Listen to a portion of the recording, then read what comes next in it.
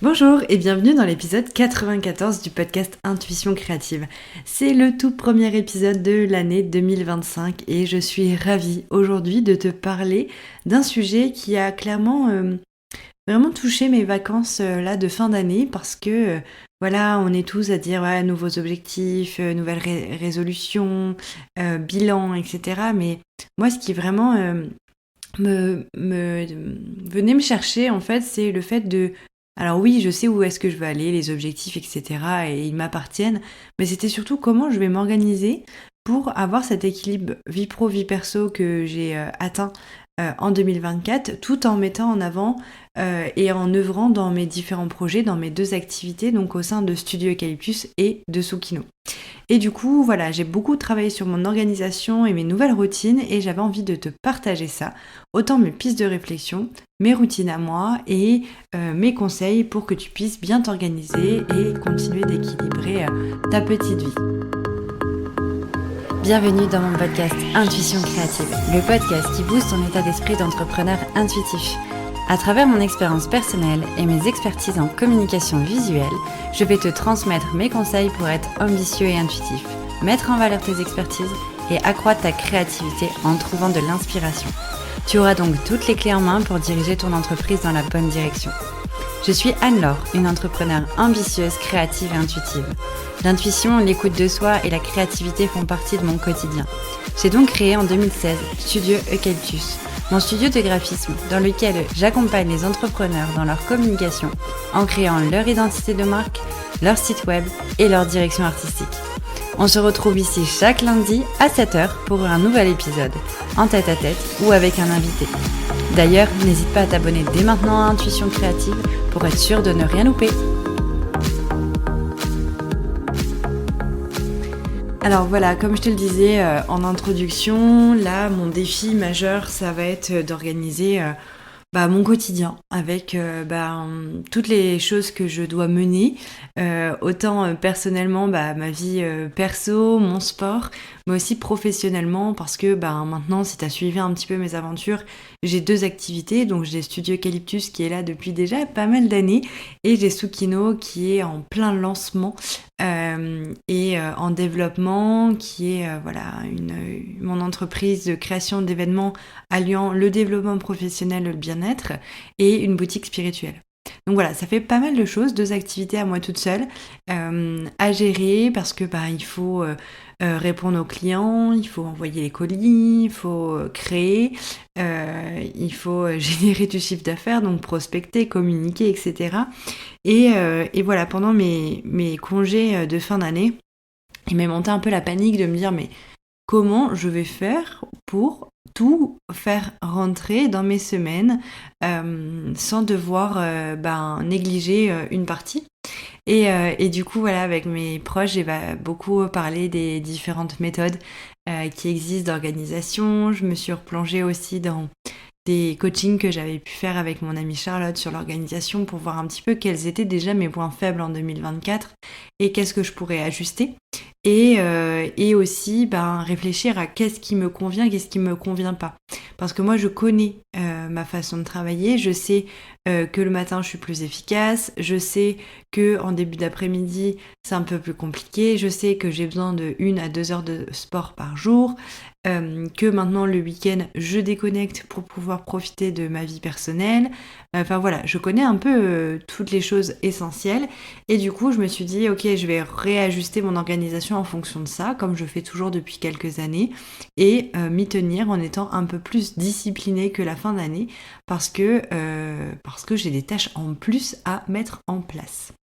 Donc en fait, trouver une routine quotidienne qui va te correspondre, ça va être vraiment la clé pour concilier efficacité, sérénité et équilibre.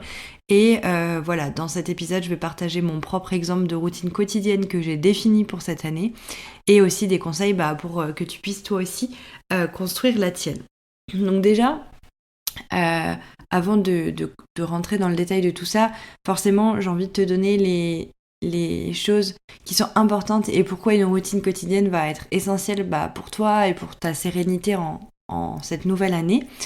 On le sait, les journées d'une entrepreneuse, d'un entrepreneur, c'est assez imprévisible, c'est très chargé Mais si on a une routine qui est bien pensée et ça va nous permettre de garder le contrôle en fait et de ne pas faire que de l'impro dans notre quotidien.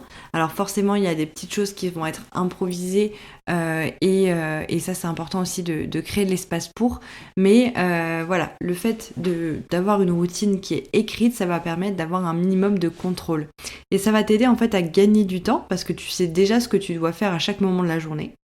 Ça va diminuer ton stress parce que tu vas clairement avoir moins de décisions à prendre au fil de la journée, tu sais déjà ce que tu vas faire. Ça va te permettre de rester concentré sur l'essentiel de ce que tu as à faire au quotidien, donc les objectifs importants qui sont à réaliser en priorité. Et encore une fois, ça va garder un équilibre. Donc, si tu as une routine qui est bien structurée et qui inclut des moments pour toi, ta santé et ton bien-être, ça va te permettre vraiment d'être équilibré. Et du coup, une routine, ça va te donner de la clarté et de la structure, même quand il y a des imprévus qui surviennent. Parce que tu vas gérer l'imprévu et tu vas savoir comment retourner en fait dans le quotidien qui était structuré. Donc ça c'est vraiment le point, l'introduction importante de savoir pourquoi une routine va être essentielle pour toi. Encore une fois, là je vais vraiment te parler dans cet épisode de mes conseils, de mon expérience en tant qu'entrepreneur. Je suis à mon compte depuis 2016. J'ai allié les études et le développement d'une micro-entreprise. Cette micro-entreprise qui grandissait et un salariat. Ensuite, une création, une rupture conventionnelle pour me lancer 100% à mon compte, pouvoir me payer. Aujourd'hui, j'ai encore changé de statut. Je suis en société parce que je gère mes 2 entreprises. Enfin voilà, c'est plein de choses qui ont fait qu'aujourd'hui, je peux me permettre de te parler de ça et de te parler de tous les ajustements que j'ai menés. En fait, tous les ajustements que j'ai faits dans mon organisation, etc. Je suis pas ta coach business. Je suis potentiellement ton inspiration pour ajuster aussi ton quotidien. Donc voilà, tu prends ce que tu veux de tout ça. Mais en tout cas, c'est des choses que j'ai testées, qui ont fonctionné, des choses que j'ai peut-être pas réussi à mettre en place, mais je vais essayer de te donner vraiment tout ce qu'il faut pour que tu puisses créer toi ta propre routine. Donc comme je le disais, en tant qu'entrepreneur depuis 2016-2017, il m'a fallu du temps et quelques épreuves clairement pour trouver un rythme équilibré. J'ai quand même fait de burn-out, j'ai eu des signaux d'alerte physique, des blessures. J'ai compris du coup, en fait, à ce moment-là, surtout en 2024, ça a été vraiment mon objectif de prendre soin de moi et d'écouter mon corps, d'écouter mes besoins, etc. Et du coup, j'ai compris qu'intégrer les soins de soi et l'organisation dans mon quotidien, c'était vraiment essentiel si je voulais perdurer et avoir de la sérénité dans mon quotidien. Et du coup, là, comme je te le disais, j'ai réfléchi un peu à mes journées types et du coup, voilà à quoi va ressembler et à quoi ressemblent mes journées. Donc, je me réveille entre... on va dire, là pour l'instant je suis à 6h30, le réveil parce que c'est l'hiver, après je pense que je vais passer à 6h quand ça sera l'été. Je commence avec une heure vraiment rien qu'à moi. C'est un moment qui est sacré pour moi de me réveiller en douceur. Donc de m'étirer, de prendre une douche, savourer un bon petit déjeuner. Parfois j'écris un peu mes gratitudes, mes célébrations. Et j'en profite aussi pour pratiquer l'anglais quelques minutes parce que je suis en apprentissage de l'anglais depuis 2 mois et je prépare un voyage. Et du coup voilà, ça fait partie aussi de ma petite routine du matin. Et ces petits rituels matinaux, ils m'aident à clairement bien démarrer ma journée et faire cette transition entre la nuit et ma journée de chef d'entreprise. Et du coup, justement, vers 7h30, j'ai mes CEO Hours qui commencent. En gros, je prends 1 heure à peu près pour organiser ma journée. Ce temps-là, il est dédié à la réflexion stratégique, donc je définis mes priorités, je fais la liste des tâches que j'ai à faire dans la journée, je vérifie que mon emploi du temps est aligné avec mes objectifs et potentiellement, je fais aussi un peu de tâches de communication. Donc là, par exemple, en toute transparence, il est encore 8h et j'enregistre cet épisode de podcast parce que j'ai rapidement pu prioriser ma journée, faire ma liste de tâches et du coup, je profite de cette heure aussi pour travailler sur les aspects de communication de mon entreprise. Ensuite, de 8h30 à midi, je suis sur du deep work, donc je suis vraiment concentrée pour mes clients. je travaille intensément sur les projets de mes clients pour Studio Eucalyptus en général le matin. Pendant ces heures-là, je coupe au maximum les distractions, donc notifications, emails, etc. pour rester 100% focus. Cette partie-là, je suis pas toujours vraiment carrée là-dessus. J'essaye vraiment de limiter les interactions avec mon téléphone et avec mes mails. Mais parfois, c'est vrai que c'est difficile parce que, par exemple, je vais être en train de discuter avec un client pour ajuster son site internet, etc. Et du coup, j'ai quand même besoin d'avoir un peu le téléphone avec moi. Après ces 3-4 heures de focus assez intense, je me prends 1 heure de pause le midi pour déjeuner. Parce que pour moi, la pause déjeuner, elle est essentielle. L'aspect de la nutrition, c'est vraiment important dans mon quotidien, pour mes défis sportifs, mais aussi pour mon énergie. Donc voilà, après une matinée productive, je m'accorde une vraie pause, je prends le temps de manger, de faire à manger. Et quand j'ai été rapide sur ma préparation de manger, je peux me permettre aussi d'aller 30 minutes dehors pour marcher, m'aérer et me recentrer. Après, je repars sur l'après-midi avec... j'essaye de me caler 1 heure, 1 heure et demie de création de contenu. Parce que, comme je le disais, il faut que je génère du chiffre d'affaires, il faut que je génère des nouveaux clients. Et du coup, la création de contenu, elle est vraiment importante pour moi. Donc, je travaille sur la communication de mes marques pour Instagram, pour le blog, pour le podcast. Et c'est un moment qui est créatif où je partage mes idées et je vais me connecter aussi à mon audience. C'est-à-dire que dans cet espace-là, oui, je vais créer du contenu que je vais planifier, mais je vais aussi pouvoir me permettre peut-être de refaire des stories en face cam, etc. pour partager une information si ça n'a pas été fait le matin dans ma première heure. Et ensuite, je consacre de 14h30 à 16h30. Alors, bien entendu, là, je te partage des horaires hyper calés. J'ai pas des alarmes. Alors, oui, si, je suis une menteuse. J'ai des alarmes à chaque créneau horaire, mais je suis pas non plus figée. Ça peut être raccourci ou un petit peu agrandi. Et du coup, cet après-midi, sur cette partie de l'après-midi, je suis sur les projets plutôt pour Tsukino. C'est une période une période de la journée où je vais vraiment m'occuper, vérifier la boutique si tout est ok, peut-être créer des visuels ou des descriptions de produits pour réajuster, et je vais me mettre sur les aspects techniques pour la préparation des événements que j'organise pour Tsukino. Je me concentre vraiment sur ces aspects autant stratégiques que créatifs pour cette activité que je suis en train de développer pleinement.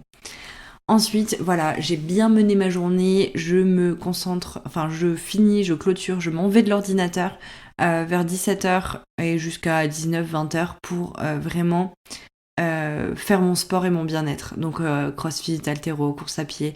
Je varie selon mes envies, même si je suis déjà quand même bien cadrée parce que j'ai mes horaires de cours. C'est vraiment un moment où je vais me défouler, recharger mes batteries et maintenir ma santé physique, mais surtout mentale. Parce que c'est vraiment un moment où je vais délirer, déconner avec les copains, machin. Je pense plus du tout business et c'est juste important de passer à ça avant de pouvoir manger le soir et de clôturer cette journée. Donc je mange, je me repose tranquillement et parfois, et assez souvent quand même, je passe 1 heure ou 2 pour terminer ma journée avec un moment d'apprentissage. Donc ça peut être une formation en ligne, quelques minutes d'anglais. En fait, je consacre 1 heure à mon développement personnel. Ça peut être lire aussi, mais j'avoue que lire, ça m'endort et du coup, j'ai du mal si je lis le soir à pouvoir lire plus d'une page. Donc voilà le détail de ma journée. Peut-être que ça t'aura donné des petites inspirations, peut-être que tu vas te dire que tu es dans le même cas. Et tant mieux. Et du coup, maintenant que tu vois un petit peu cet exemple, parce que les exemples de routine, ça peut vraiment inspirer, je vais te donner des petits conseils pour créer ta propre routine quotidienne. Alors, la première chose à faire, et c'est ce que j'ai fait encore quand j'ai rajusté là il y a une semaine mon organisation, c'est de définir tes priorités. Identifie les tâches et activités essentielles pour ton bien-être et ta productivité. Ça peut inclure le travail sur tes projets, des moments de soins pour toi, des plages de créativité ou d'apprentissage, les plages aussi horaires de CEO, donc vraiment tes tâches de chef d'entreprise, donc pas pour tes projets clients, mais tes tâches par exemple de comptabilité, gestion, rendez-vous, etc. Donc, tu définis toutes ces tâches-là. Après, tu définis un peu aussi tous tes objectifs pour voir un peu le temps que tu as à passer sur tous tes objectifs. Et maintenant, tu organises tes plages horaires. Donc, tu vas structurer ta journée en blocs de temps selon tes cycles d'énergie. Alors, pour le coup, là, je parle des cycles d'énergie classiques, c'est-à-dire que moi, je sais que le matin, je suis focus, l'après-midi, je le suis un peu moins, machin. Mais tu peux aussi allier l'écoute de ton corps, donc si tu es une femme, la cyclicité de tes cycles mensuels, etc. Ça peut vraiment, vraiment t'aider. Pour le coup, je t'invite à aller découvrir l'univers de Rebecca Louse. Elle propose justement là un programme pour justement bien comprendre ses cycles et ajuster son quotidien d'entrepreneur grâce à ces cycles féminins et pour vraiment rajouter de l'équilibre, ajouter beaucoup plus de connaissance de soi dans son rythme, etc. Je t'invite vivement vraiment à aller voir, je te mettrai le lien si tu le souhaites dans la description pour pouvoir voir un petit peu ce qu'elle te propose. Et du coup, voilà, je reviens sur le point 2, donc organiser tes plages horaires. Donc par exemple, comme je disais, si tu sais que tu es plus productive le matin, réserve toutes les tâches exigeantes où tu as besoin de beaucoup de concentration le matin et inversement. Ensuite, quelque chose que je peux te conseiller vivement, c'est d'ajouter des rituels matinaux et soiraux. Un bon début et une bonne fin de journée posent vraiment les bases d'un quotidien harmonieux. Ça va vraiment les premières pensées et les dernières pensées de ta journée, ça va vraiment driver autant ta journée que ta nuit et ça va t'aider à mener les choses dans la joie, avec de la motivation, etc. Donc n'hésite pas à faire ces petits rituels de gratitude début, fin de journée, un petit massage, une bonne douche, des choses qui vont vraiment te mettre en joie pour driver ton quotidien. Ensuite, quelque chose d'important, reste flexible. Ne sois pas trop rigide non plus, parce qu'une routine, ça doit te servir et pas te contraindre. Donc, ajuste-le selon tes besoins. Peut-être que 5 jours d'affilée, ça va être génial et la semaine d'après, tu vas pas pouvoir faire ça parce que tu as des rendez-vous imprévus, encore une fois, etc. Et tu vas réajuster et c'est pas grave. L'idée, c'est que, voilà, tu sais qu'à un moment donné... les imprévus font que ça va peut-être varier un petit peu, mais reviens vite sur cette organisation pour pas te repartir en roue libre en fait et refaire du n'importe quoi. Donc voilà, autorise-toi parfois à changer ton organisation, mais reviens-y vite pour vraiment rester focus et discipliné. Et ensuite, teste et ajuste. Essaye une routine pendant une semaine ou deux, puis adapte-la si nécessaire. Il y a rien en plus qui est gravé, c'est-à-dire que tu peux très bien faire cette routine pendant 3 mois et après devoir réajuster parce que la saison change, parce que les enfants, vont à l'école ou sont en vacances. Enfin, voilà, teste et ajuste. L'idée, c'est de trouver quelque chose qui te convienne à toi et qui te permette d'être pleinement serein en fait dans ton quotidien. Donc voilà pour tous les petits conseils et expériences que j'avais envie de te partager aujourd'hui. Donc comme tu le vois, une routine bien pensée, c'est ton allié pour rester productive et épanouie. Rappelle-toi que ton équilibre va se construire dans le temps et aussi accorde-toi la liberté d'expérimenter et d'ajuster. Voilà un petit peu tout ce que je voulais te dire. J'aimerais beaucoup savoir si tu te retrouves dans ma routine. Si toi, tu as une autre routine, n'hésite pas à la partager, à venir m'écrire sur les réseaux sociaux.